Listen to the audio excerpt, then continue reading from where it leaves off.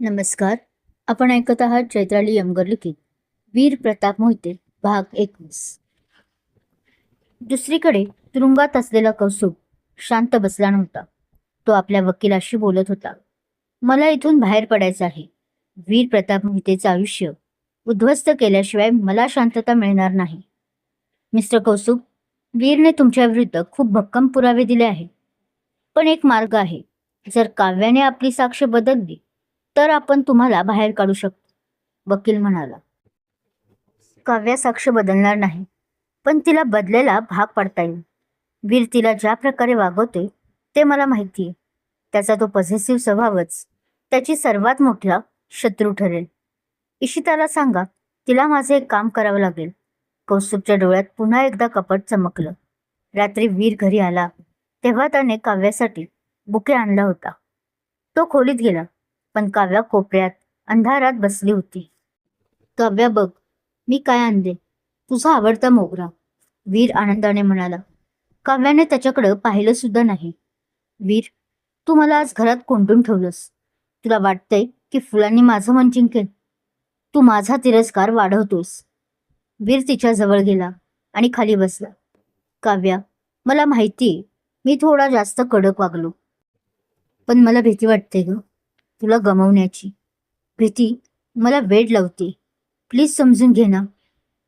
वीर, प्रेम म्हणजे मोकळी हवा असते, गुदमरणारा धूर नाही. जर तुला खरंच माझ्यावर प्रेम असेल तर उद्या मला ऑफिसला जाऊ दे, नाहीतर समजून घे की आपल्यातलं सगळं संपले. काव्याने आपला अंतिम निर्णय दिला. वीर शांत झाला. त्याने रात्रभर विचार केला. त्याला वाटलं की जर त्याने तिला जाऊ दिलं नाही तर ती त्याच्यापासून मानसिकदृष्ट्या लांब जाईल. दुसऱ्या दिवशी सकाळी वीरने स्वतः काव्याला ऑफिसला सोडण्याचं ठरवलं. ठीक आहे काव्या, तू जा, पण मी तुला सोडायला येईल आणि घ्यायलाही येईन, आणि दिवसभरातून मला 3 वेळा फोन करायचा. काव्याला आनंद झाला की निदान तो तरी तयार तरी झाला.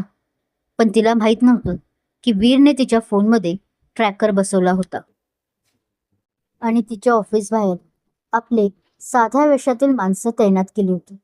काव्या ऑफिसला पोहोचली. जुन्या सहकाऱ्यांना भेटून तिला खूप छान वाटलं. पण दुपारच्या वेळी तिच्या डेस्कवर एक निनावी पाकिट आलं.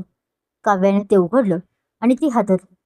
त्यात काही फोटो होते, वीरचे फोटो, ज्यात तो कोणाशी तरी गुप्तपणे बोलत होता, आणि खाली एक चिठ्ठी होती. काव्या, तुला वाटते वीर बदललाय? नाही, तो तुला फक्त दाखवण्यासाठी स्वातंत्र्य देतो. तुझ्या ऑफिसच्या बाहेर उभे असलेले काळ्या कोटमधले लोक बघ, ते वीरचे हेर आहे. तू अजूनही त्याच्या कैदेत आहेस. काव्याने खिडकीतून बाहेर पाहिलं तर खरंच 2 माणसं सतत तिच्या ऑफिसच्या गेटकडे लक्ष ठेवून होती. तिचा थरकाप उडाला. वीरने तिचा विश्वास पुन्हा एकदा तोडला होता. इतक्यात तिचा फोन वाजला. इशिताचा फोन होता. काव्या, वीरबद्दल काही सत्य जाणून घ्यायचं असेल तर आता कॅफेज रिट्रीटमध्ये ये. वीरने तुझ्याबद्दल जे प्लॅन्स बनवले ते ऐकून तुझे पाय लटपटतील. इशिता तिला एकदम मवाळ आवाजात बोलते. काव्या गोंधळली होती. कुणावर विश्वास ठेवावा आणि कोणावर नाही हे तिला कळेना, पण तिला वीरच्या वागण्याचा जाब हवा होता.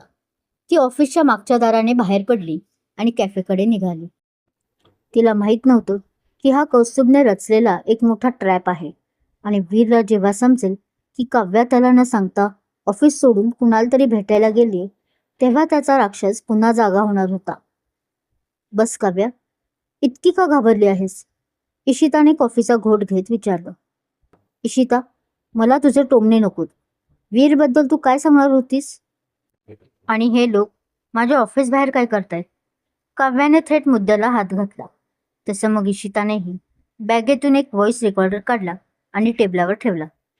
हे ऐक, हे वीर आणि त्याच्या खाजगी गुप्तहेराचं संभाषण आहे. तुला वाटते वीर तुला स्वातंत्र्य देतोय. तो तुला फक्त एक लांब दोरीनं बांधून ठेवतोय, जेणेकरून तुला वाटेल तू मुक्त आहेस. काव्याने रेकॉर्डिंग सुरू केलं. वीरचा आवाज स्पष्ट होता. तिच्या ऑफिसच्या आत कोण जातं आणि बाहेर कोण येतं याची प्रत्येक मिनिटाची माहिती हवी आहे. जर कोणा पुरुषाने तिच्याशी जवळ जास्त वेळ संवाद साधला तर त्याचे हातपाय तोडण्यास मागे पुढे पाहू नका. तिला कळता कामा नये की मी तिच्यावर नजर ठेवतोय, पण तिचं प्रत्येक पाऊल माझ्या नियंत्रणात हवंय. काव्याच्या हातातील पाकिट खाली पडलं. तिचे डोळे विस्फारले. वीरने तिला पुन्हा एकदा फसवलं होतं. ज्या माणसाने काल रक्ताने माखलेल्या पाठीने तिचं रक्षण केलं होतं, तोच माणूस आज तिच्या आत्मसन्मानाचा गळा घोटत होता. काव्या, वीर तुला कधीच जगू देणार नाही. त्याला प्रेम समजत नाही. त्याला फक्त मालकी हक्क समजतो. तो तुला वेडी ठरून कुठल्या तरी फार्म हाऊसवर बंद करून ठेवण्याच्या विचारात आहे, जेणेकरून तू पुन्हा कधीच बाहेरच्या जगाला दिसणार नाहीस. इशिताने विष कालवायला सुरुवात केली. नाही, तू असं नाही करू शकत. त्याने मला प्रॉमिस केलं होतं. काव्या रडत म्हणाली. प्रॉमिस? एका गुन्हेगाराच्या शब्दावर तू विश्वास ठेवतेस? काव्या, आत्ताच संधी आहे. कौस्तुभला मदत कर. त्याने जे केलं ते तुला वाचवण्यासाठी केलं होतं. जर तू कोर्टात साक्ष बदललीस तर तो बाहेर येईल आणि तुला वीरच्या या नरकातून वाचवेल. इशिताने आपला मूळ हेतू स्पष्ट केला. काव्या विचारात पडली. तिला वीरचा राग येत होता, पण कौस्तुभवर विश्वास ठेवणंही कठीण होतं. इतक्यात कॅफेचा दरवाजा जोरात उघडला आणि वीर आत शिरला. वीरचा चेहरा रागाने काळा निळा झाला होता. त्याने काव्याला ऑफिसमध्ये न पाहिल्यावर त्याच्या फोनमधील ट्रॅकरने तिला इथे दाखवलं होतं.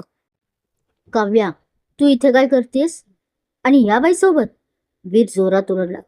कॅफेमधील लोक त्यांच्याकडे पाहू लागले. वीर, तू माझ्यावर ओरडू नकोस. तू माझ्यावर नजर ठेवतोस? हेर लावलेत माझ्या मागे? काव्याने रेकॉर्डर वीरच्याच समोर धरला. वीर क्षणभर थबकला, पण त्याचा राग कमी झाला नव्हता. हो, लावलेत. कारण तू पुन्हा अशा लोकांच्या नादी लागतेस ज्यांनी तुझं आयुष्य उद्ध्वस्त केले. इशिता इथे काय करते? तू हिला भेटायला का आलीस? कारण ही मला तुझं सत्य सांगते. तू मला कैद करून ठेवणार आहेस ना? तू मला वेडी ठरवणार आहेस ना? काव्या ओरडली. हे सगळं खोटं आहे. इशिता तुला भडकवतीये. वीरने इशिताचा हात पकडला आणि तिला खुर्चीवरून उठवलं. बाहेर पड इथून, नाहीतर तुला तुरुंगातून बाहेर काढणं अशक्य होईल. इशिता हसत बाहेर निघून गेली. तिला जे करायचं होतं ते तिनं केलं होतं. वीर आणि काव्यामध्ये पुन्हा एकदा संशयाची भिंत उभी राहिली होती. काव्या, घरी चल. आपण तिथे बोलूया. वीरने काव्याचा हात पकडला. हात सोड माझा. मला तुझ्यासोबत कुठेही यायचं नाहीये. तू तोच आहेस वीर, जो कॉलेजमध्ये खुनशी होता. तू कधीच बदलणार नाहीस. काव्याने त्याला ढकललं आणि ती बाहेर धावली. बाहेर पाऊस सुरू झाला होता. काव्या भर पावसात रस्त्याने धावत होती. वीर तिच्या मागे होता. काव्या, थांब. ॲक्सिडेंट होईल, थांब. अचानक एका वळणावर एक भरधाव ट्रक काव्याच्या दिशेने आला. वीरने काव्या म्हणून मोठी डरकाळी फोडली आणि उडी मारून तिला रस्त्याच्या पलीकडे ढकललं. पण यावेळी वीरचा अंदाज चुकला. ट्रकने वीरला जोरदार धडक दिली आणि तो लांब फेकला गेला. वीर, काव्या ओरडली. वीर रक्ताच्या थारोळ्यात पडला होता. काव्या त्याच्याकडे धावली. वीरचं डोकं फुटलं होतं आणि रक्ताचा प्रवाह पावसात मिसळून वाहत होता. वीर, वीर डोळे उघड प्लीज. सॉरी, सॉरी, मी रागात काहीही बोलले. वीर. काव्याने त्याचं डोकं आपल्या मांडीवर घेतलं. वीरने अर्धे डोळे उघडले. काव्या, मी मी फक्त तुला जपण्याचा प्रयत्न करत होतो. चुकीच्या का मार्गाने असेना, पण फक्त तुझं रक्षण हवं होतं. वीरचा आवाज क्षीण झाला आणि तो बेशुद्ध पडला. काय होईल पुढे? वीर जगेन ना? इशिताने संशयाचं पेरलेलं बीज कुठे घेऊन जाईल? या नात्याला काव्याला कळेल का इशिता आणि कौस्तुभचा प्लॅन? या सर्व प्रश्नांची उत्तरे जाणून घेण्यासाठी ऐकत राहा वीर प्रतापराव मोहिते. बाकी हा भाग कसा वाटला समीक्षा करून नक्की सांगा. धन्यवाद.